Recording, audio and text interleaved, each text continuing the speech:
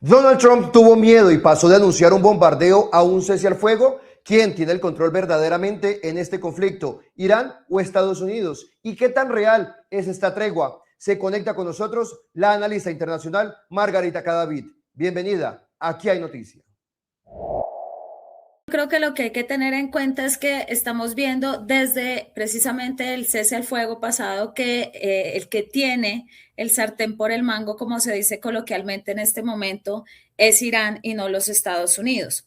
¿Por qué? Porque una de las cosas que ha venido sucediendo es que aunque el estrecho de Hormuz es controlado no solamente por Irán, sino que Omán también tiene una parte que controla en el estrecho de Hormuz, el control de facto lo tiene la Guardia Revolucionaria iraní y al cerrar el estrecho de Hormuz se está perjudicando, digámoslo así, y impactando el 20% del petróleo que sale, perdón, del Golfo Pérsico hacia el mundo, sobre todo a los países asiáticos. Entonces, la apuesta de Trump era presionar y lograr un acuerdo con Irán. Sin embargo, lo que estamos viendo en este momento es que Trump ha tenido que echarse para atrás, ha tenido que empezar con un triunfalismo a anunciar que el cese al fuego es una cuestión que él mismo está proponiendo, cuando en realidad lo que está haciendo es ganar tiempo. Y en este momento, digamos, gracias a la mediación de Pakistán, se logra que este viernes se reúnan en Islamabad. Sin embargo, el cese al fuego no significa en este momento una paz para el Medio Oriente ni la estabilización ya de la región. Entonces, Trump hizo una apuesta muy arriesgada al iniciar estos bombardeos en contra de Irán. Y esta guerra que él había dicho va a durar 5 semanas, pues ya se le está prolongando y es probable que se prolongue más en el tiempo. Entonces, estamos viendo a un Trump debilitado, cosa que lo perjudica para las elecciones que vienen ahora y también lo perjudica, digamos, en su proyecto mucho más grande, que es el famoso MAGA de Make America Great Again. Profesora, usted dice que esto le servirá para ganar tiempo a Estados Unidos. ¿Tiempo para qué? Lo que pasa es que Estados Unidos en este momento tiene dos opciones. Una opción es empezar los ataques contra Irán, o continuar mejor los ataques contra Irán o iniciar una guerra por tierra. Entonces, en la primera parte lo que nosotros vimos fue que Estados Unidos aprovechó ese tiempo para, digamos, replantear sus ataques, el sistema de bombardeos y renovar esos ataques. Entonces, gana tiempo para lograr esto. Irán, porque digo que Irán es el que en este momento tiene el sartén por el mango, porque el que está poniendo, fíjate que la aceptación de la propuesta de 10 puntos iraní como base para la negociación está mostrando precisamente eso. Cuando es Irán el que manda la propuesta, Estados Unidos tiene que en este momento decir, está bien, nosotros aceptamos. ¿Por qué? Porque la segunda opción que le quedaría a Trump sería mandar por tierra, entrar por tierra, y eso sería primero controlar las dos islas que hay en el estrecho de Hormuz para así tratar de abrir el estrecho, pero Estados Unidos se ha quedado solo. Nadie, ninguno de los aliados estadounidenses ha entrado ni ha querido entrar a abrir ese estrecho de Hormuz por la fuerza y prácticamente Estados Unidos se ha quedado solo con su aliado Israel y la alianza con Israel en el Medio Oriente es una alianza problemática porque los países aliados de los Estados Unidos, no todos y no necesariamente están de acuerdo y quieren tener nada que ver con el Estado de Israel, menos, sobre todo esto tiene un impacto para la población, menos con lo que acaba de pasar en Gaza en los últimos años, en los últimos 2 años. Son 10 puntos, como una tregua temporal, el estrecho de Hormuz, el alivio de sanciones, la presencia militar, entre otros puntos. ¿Qué tan fáciles son cumplir estos acuerdos en 2 semanas? Nada fácil. Yo creo que la gran probabilidad es que de aquí, como les decía ahora, no salgamos con un acuerdo, porque hay dos puntos muy sensibles, o yo diría tres más bien muy sensibles. El primero, tú lo mencionabas, el estrecho de Hormuz. ¿Qué es lo que está negociando Irán en este momento? El control total del estrecho de Hormuz. Como te decía, la mayoría de gente piensa que el control lo tiene únicamente Irán. Cuando tú ves el mapa, tú ves que ahí Omán también tiene una parte dentro del estrecho de Hormuz. Sin embargo, la Guardia Revolucionaria iraní y los militares iraníes son los que controlan el paso por esas zonas. Entonces, cuando hablamos del control total del estrecho de Hormuz, que es uno de los puntos del acuerdo, de lo que estamos hablando es que quien cobraría los peajes por el paso por ese estrecho de Hormuz sería Irán.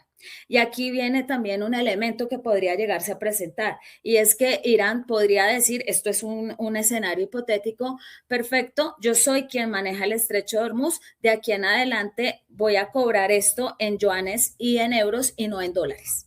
El otro tema muy complicado es el tema, por supuesto, del programa nuclear.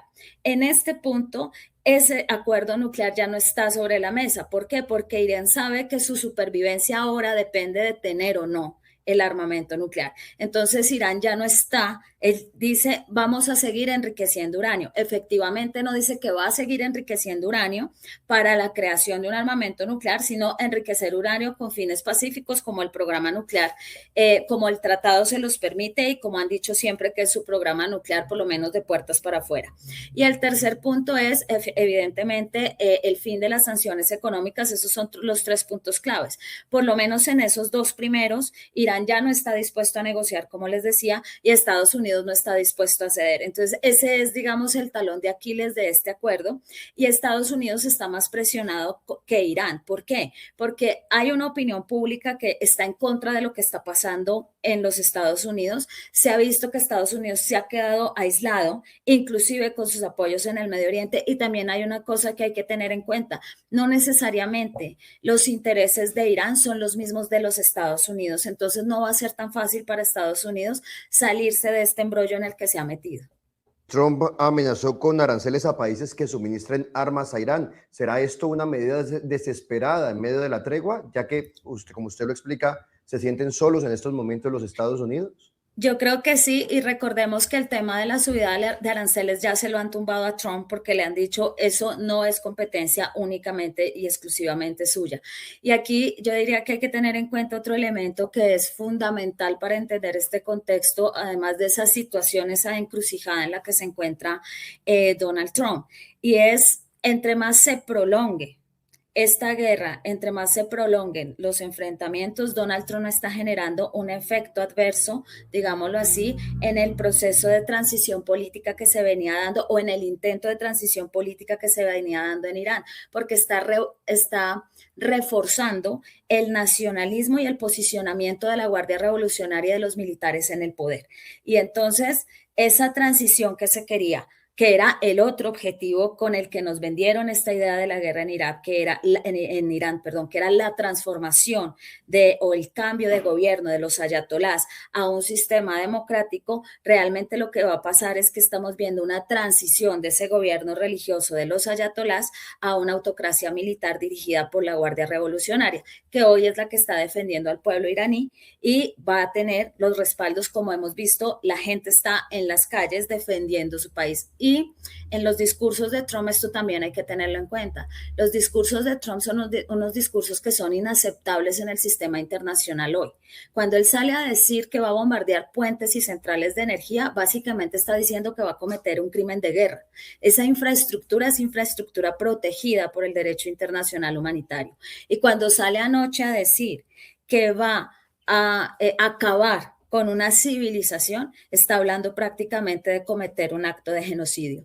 Entonces, el discurso de Trump es un discurso que no solamente es ilegal dentro del sistema internacional, es inaceptable, sino que suena también desesperado, sobre todo cuando unas horas después tiene que salir a decir o sale a decir que va a negociar, que va a establecer un cese al fuego de 2 semanas y encima de eso lo va a establecer con la hoja de ruta y con los puntos como base de lo que manda Irán en este momento. Entonces, cuando yo estoy en una negociación y yo soy el que manda los puntos que quiero negociar, evidentemente ahí yo tengo una ventaja. Fíjese que hace también algunos minutos el secretario de Defensa de los Estados Unidos dijo que Estados Unidos ya destruyó por completo la capacidad del país para fabricar misiles, que es considerado una de las más grandes del mundo entero. ¿Esto será real o hace parte de todos esos mensajes desesperados? Bueno, yo diría que debe haber una parte de verdad, como siempre en este tipo de pronunciamientos, pero hay una cosa que es interesante. En junio del 2025, el año pasado, precisamente, Estados Unidos llevó a cabo una serie de bombardeos a las centrales nucleares iraníes y dijo que había destruido toda la capacidad nuclear, que Irán ya no tenía capacidades para construir, digamos, una bomba nuclear. Entonces, la pregunta es, en ese momento habían destruido la capacidad iraní y después nos dicen que atacan para volver a destruir esa capacidad iraní. Estaban mintiendo sobre que la habían destruido y eso pone en entredicho este argumento hoy. Hoy nos están diciendo acabamos de destruir toda la capacidad de producción de misiles balísticos de Irán. Eso nos lleva a que usted ya logró su objetivo y entonces se va a echar para atrás. ¿Es cierto?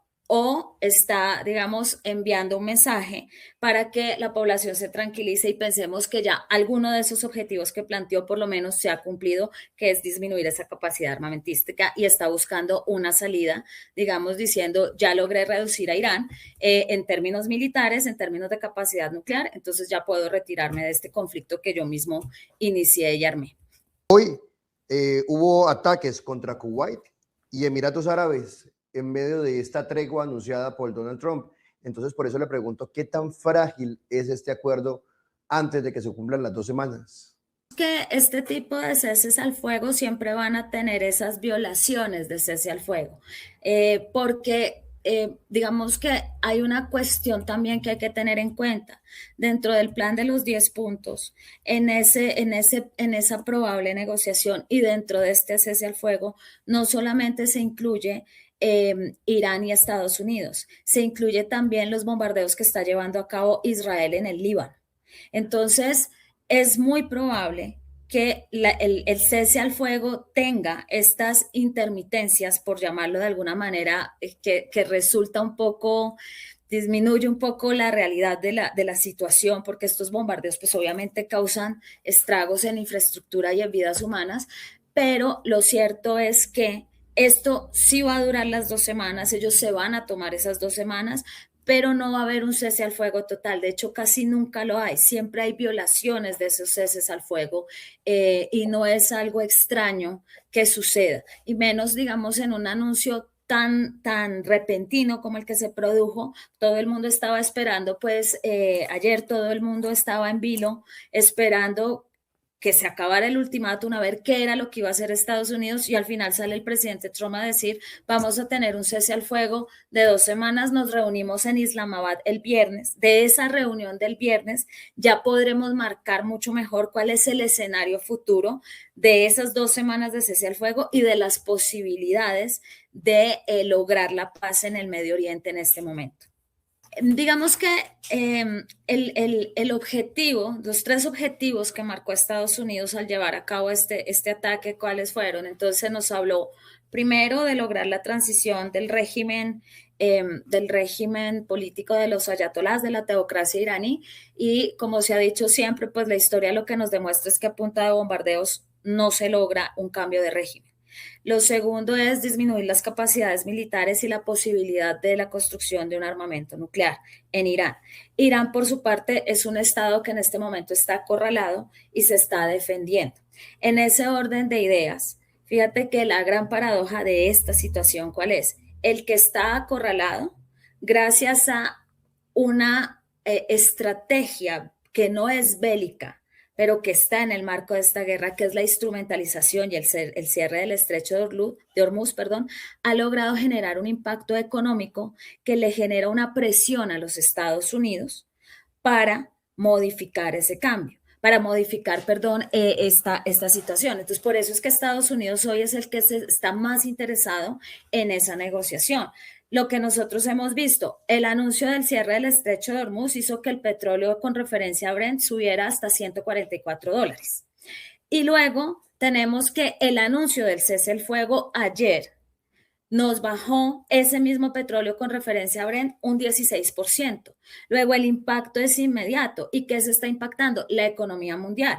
El cierre del estrecho de Hormuz no solamente impactó a los países asiáticos, sino que está impactando la economía estadounidense. Hoy por hoy el galón de gasolina en Estados Unidos está mucho más caro y fuera de eso, eso ha impactado también el precio de los alimentos. Entonces se produce, y recuerden ustedes que el tema, uno de los grandes temas de Trump, hay 2 grandes temas que Trump está violando, digamos, dentro de sus promesas de campaña con esto. 1, no meterse en guerras largas e interminables en el Medio Oriente.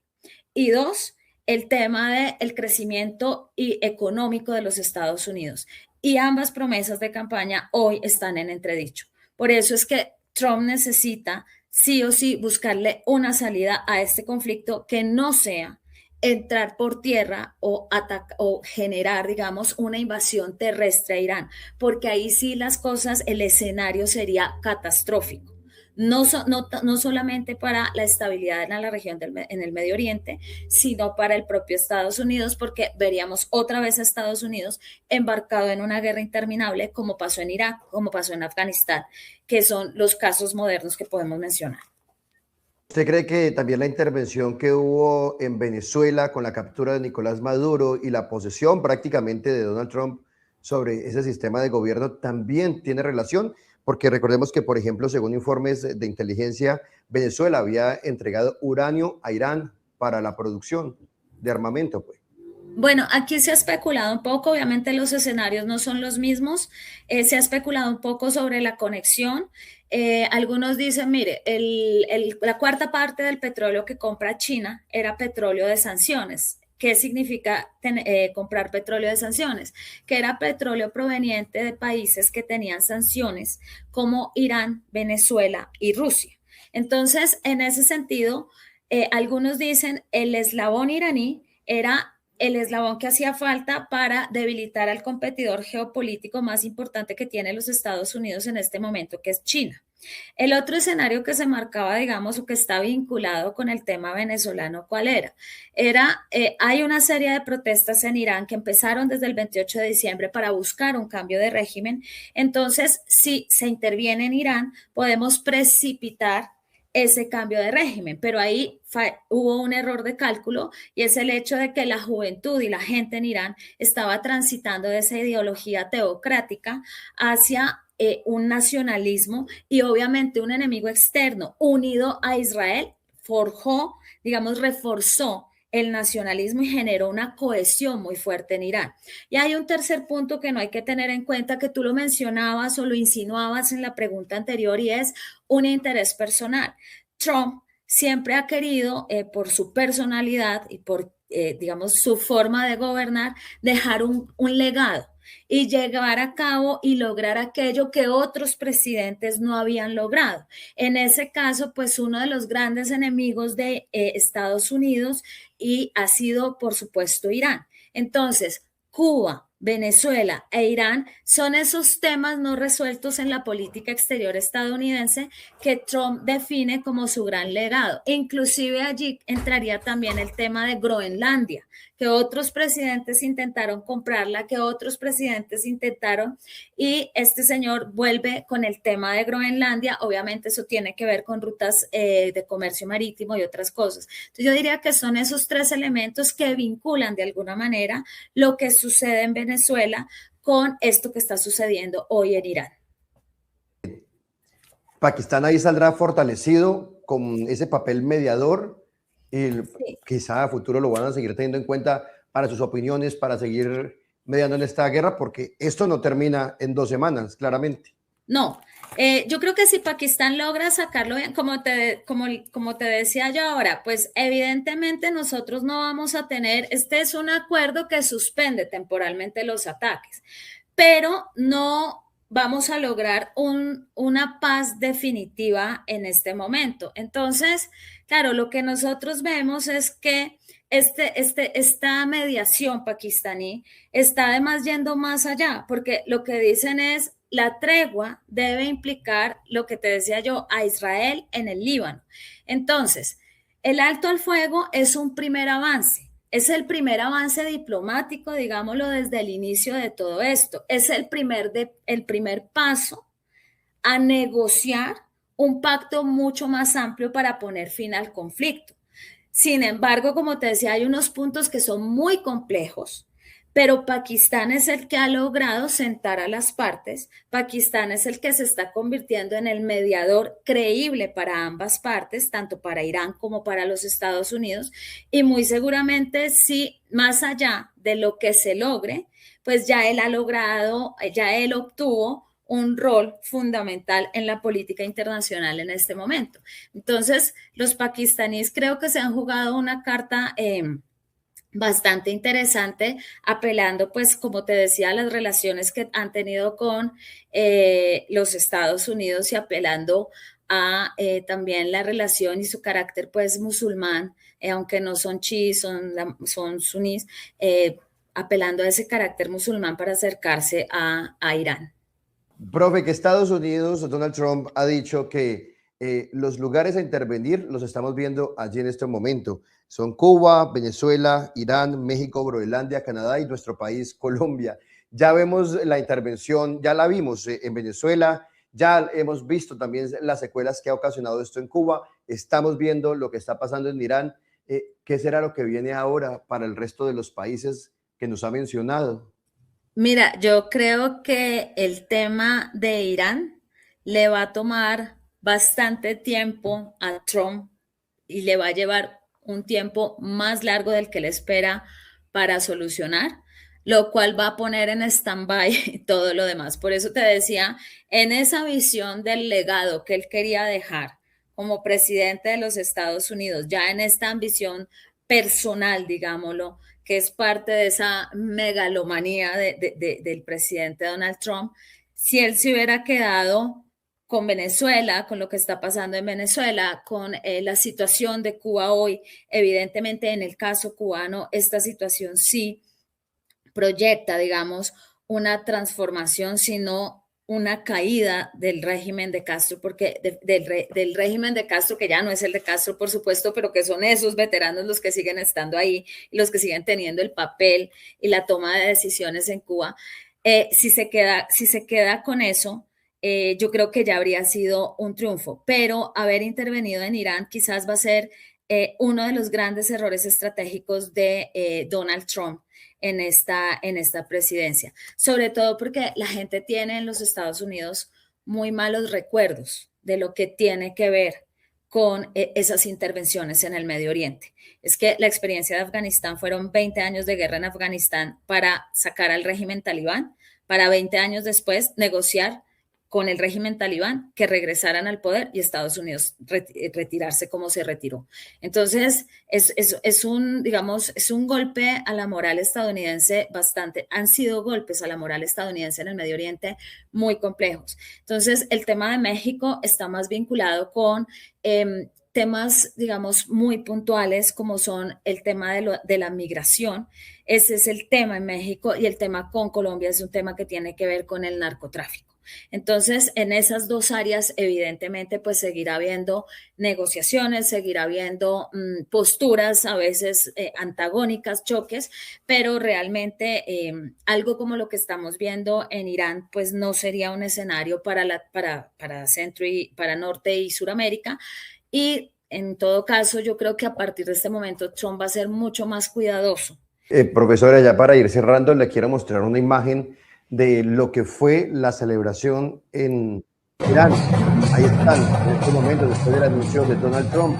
¿Qué le dice a usted esta imagen? Porque es el pueblo el que está ahí en este momento celebrando, no son los políticos, es la misma Exacto. gente. Precisamente era lo que yo te decía. Al final los iraníes estaban protestando desde el 28 de diciembre en las protestas más grandes que había habido contra el régimen de los ayatolás para cambiar ese régimen de los ayatolás. Lo que nosotros veíamos venir y lo que se proyectaba siempre era, no va a haber una transición democrática como se esperaba en Irán. Muy seguramente lo que vamos a tener es una transferencia de poder hacia la Guardia Revolucionaria. Estas imágenes lo que me dicen a mí son dos cosas. Lo primero es, evidentemente, esa lectura que se había hecho de que la población joven estaba transitando de esa ideología religiosa a la evocación de un sentimiento nacional basada en ese gran imperio persa, en la grandeza del imperio persa, de lo que fue Ciro el Grande y de toda esa historia que tiene este gran país.